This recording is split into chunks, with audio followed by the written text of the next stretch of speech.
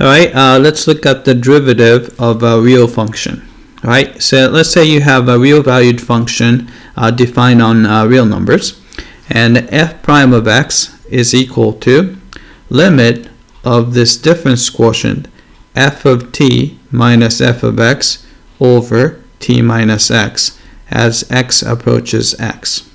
Alright, this is equivalent to the definition we are familiar with from calculus book.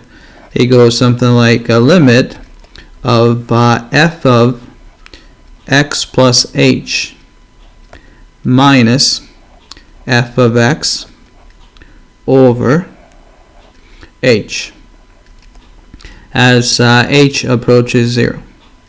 Right?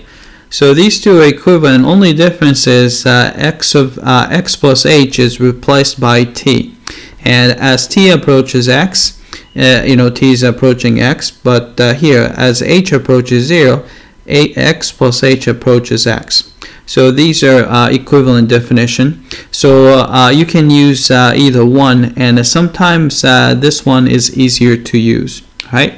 So here's an example. Let's try to use the definition to find the derivative of x cubed.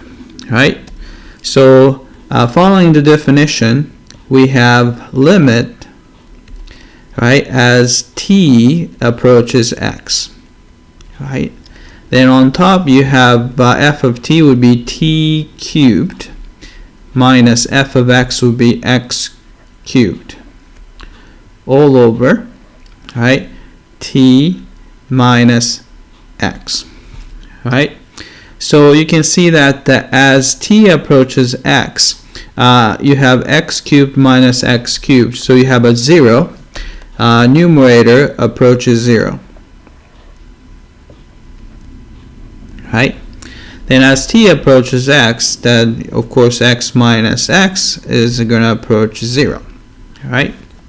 So what we can do is we can factor out the numerator. So you have a limit as t approaches x. Right? The numerator can be factored out as quantity t minus x multiplied by t squared plus tx plus x squared as over t minus x. Right? Now you can see that there's a common factor on top and bottom, so we can cancel the common factor t minus x and a t minus x there. Right? So you can see that as t goes to x, so you have x squared here. Maybe I'll write that down. So this guy goes to x squared. Right? T goes to x times x. So you have this guy also goes to x squared. And x squared stays the same because it has nothing to do with t. But you can see that there are 3x squared there. So you have 3 times x squared. Right? So this is the derivative of x cubed using the definition of the derivative. Right? That's it. I hope that this was clear.